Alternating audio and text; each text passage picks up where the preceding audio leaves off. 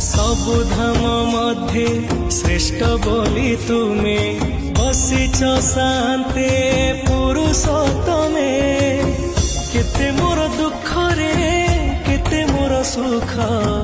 देइछु मो भाग्य रे पड़िबो मो भाग हिसाब करुथा टाणीछ कि सुन